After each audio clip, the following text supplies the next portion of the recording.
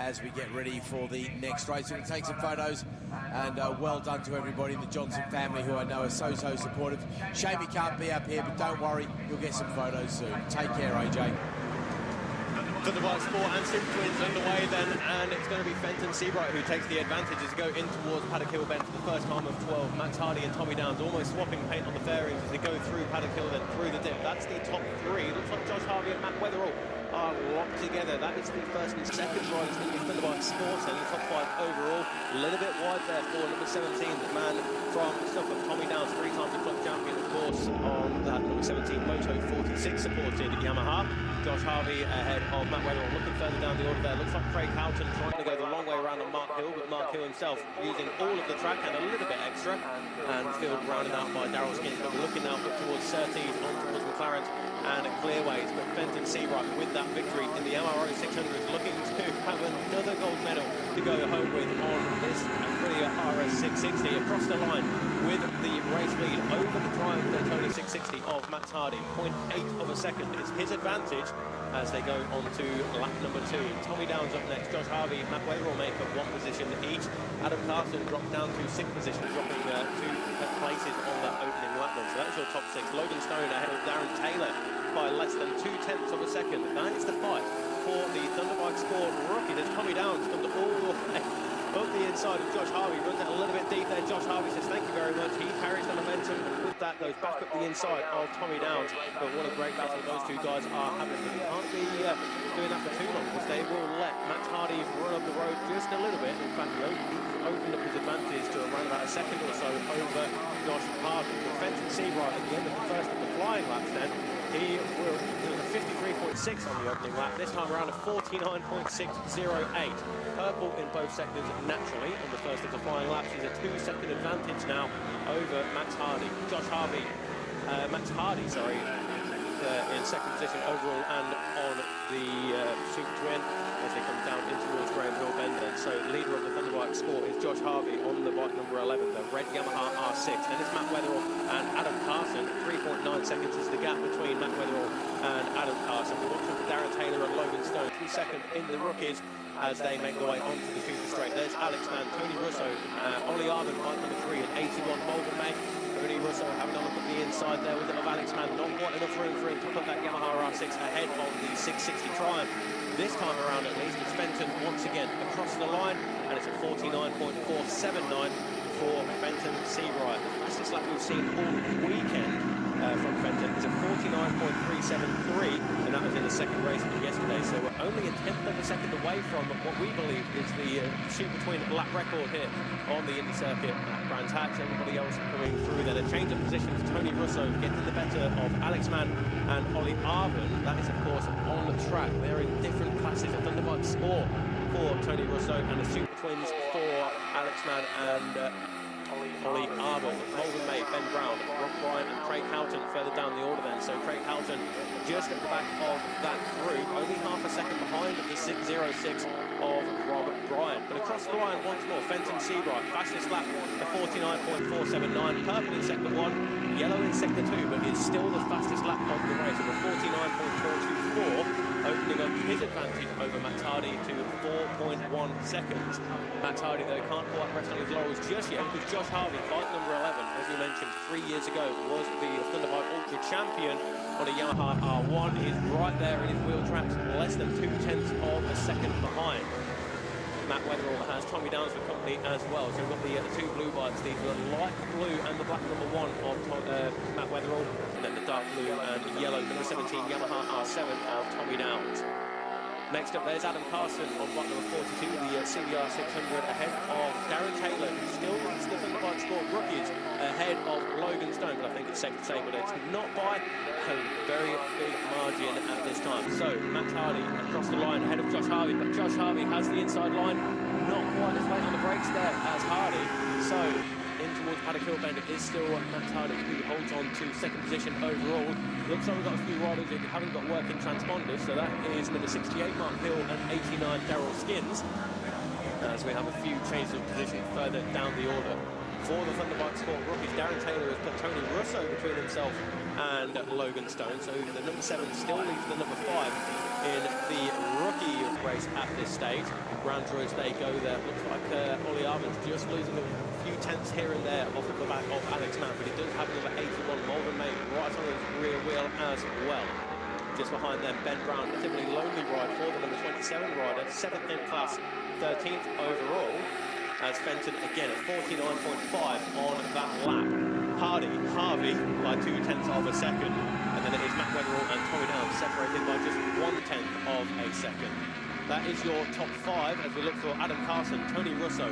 This is the battle we need to watch there because Tony Russo dives to the inside of Adam Carson, and then we have the battle of the rookies between Taylor and Stone. So, of course, Adam Carson, Tony Russo fighting for its final podium position in the Thunderbike Sport race, and Darren Taylor, Loading Stone fighting for the win in the Thunderbike Sport rookies. Darren runs a little bit wide, catches the late apex and holds on to the race lead in the rookies. Up the inside of Adam Carson, there he goes. So it is Darren Taylor who's just about made it through on Adam Carson. Adam there losing a little bit of momentum, and Logan Stone goes through. In fact, Logan Stone once again right there, right at pillion almost with Darren Taylor. 49.448 for Fenton Seabright on that lap as he opens up his advantage to 6.4 seconds. We are 7 laps down, 5 to go in this 12-lap race then, and it's still only a 1/10 of a second between Max Hardy and Josh Harvey. They're making their way round Druids now, so we'll keep an eye on it. That is the blue and green Triumph of Max Hardy and the red Yamaha R6 of Josh Harvey. Looks like we're coming into a tail ender here as well for Matt Weatherall, who, well, no apexes were heard there from Matt Weatherall, unfortunately, but Tommy Downs will gain a few tenths on this lap then, so a little bit quicker in the first sector for Tommy Downs, but yellow all the way through the top 5. Change of position further down the order there, but of course the rookies there. Mango, 3rd of the rookies at the moment, less than a 1/10 of a second ahead of Tom Svensson. That's 22nd and 23rd overall, as Max Hardy and Josh Harvey separated by a 1/4 of a second. Towards Druids we go then, keep our eyes on Fenton Seabright, who's punching his way through some of the tail enders here. We've got 1, 2, 3.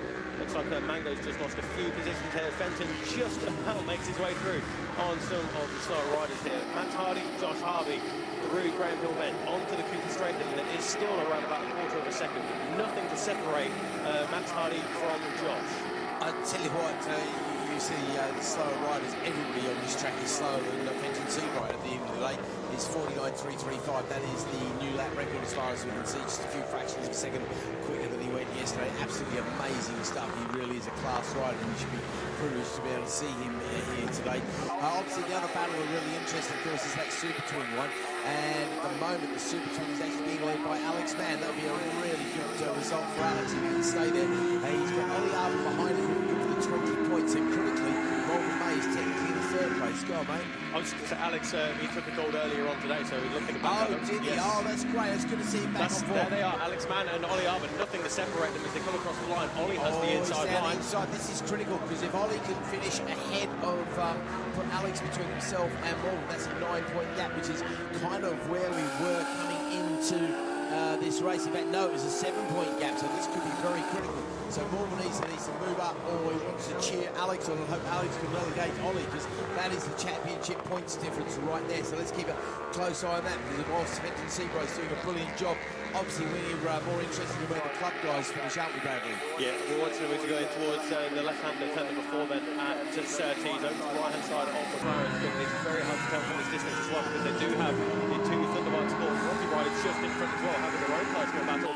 for first in the rookie race, and it is still being led by Darren Taylor on bike number 7. There's number 5 Logan Stone looking for an inside pass as they make their way through on Darryl Skins.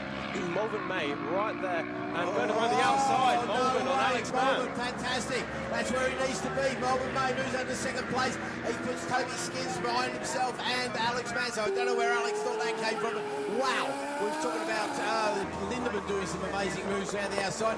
That looks like he's going to clinch it. I tell you what, he's going to go for the youngster as well, isn't he? Oh, but Alex Mann fighting back as well. This is critical stuff. I don't think Taylor and Stone are holding him up until we're on the last lap. No, this has got 1.5 laps just taking the last lap flag. Oh, okay, yeah, I just saw the 11. Sorry, mate. So they're going to see the hurry-up flag in just a moment.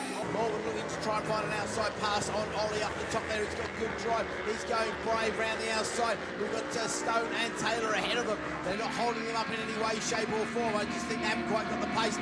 Now Alex Mann in a straight line looks very quick indeed, but we know how strong Malvern is into Paddock. He goes in the inside of Malvern. He's taken Malvern to that third place gone, second place gone in the championship list. He can fight straight back. He'll know the last lap flag is there. He closes on his rival up the inside. Can't quite do it there. And Mann, of course, is desperately trying to find his way past on Arbon as well in front of him. Down the hill, we come into Graham Hill for the last time. Mann goes wide. Surely he's going to get good drive out of there. Can he have a pass at his rival? This is critical stuff at the championship. Second or third in the championship. Where is it going to end up? No changes. We go to Surtees. We've only got the one line to line for something to change. We need either Mann to go past on Arbon or Arbon to go past, May to go past on Mann. Oh, it's confusing. Here we go then. Oh, Ollie Arbon gets held up a little bit, does he? I think they're going to finish as they were.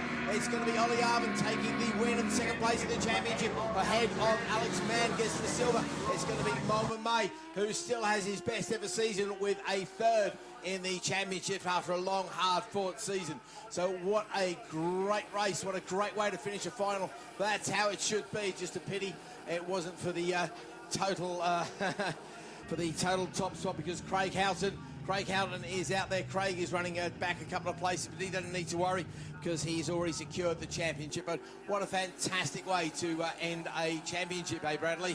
Absolutely. The first man to congratulate each other there is Ollie and Malvern. A nice handshake there between the championship rivals for the runner-up in the Super Twin class there, but Ollie then pinches it on the last lap on his number 3 Aprilia. There is Malvern. Adam Carson had a good ride there as well on the number 42 Honda CBR 600, and in the end ended up at 4th in class, did Adam Carson. But so we'll have a quick rundown on the results then. In the Super Twins, Fenton Seabright with a new lap record and another gold medal for him. He has the victory by 10.4 seconds over Max Hardy. And then Tommy Downs rounding out the podium ahead of Ollie Arbon, Alex Mann and Malvern May. That is your top 6. Thunderbike Sport, it's Harvey, Weatherall, Russo ahead of Carson.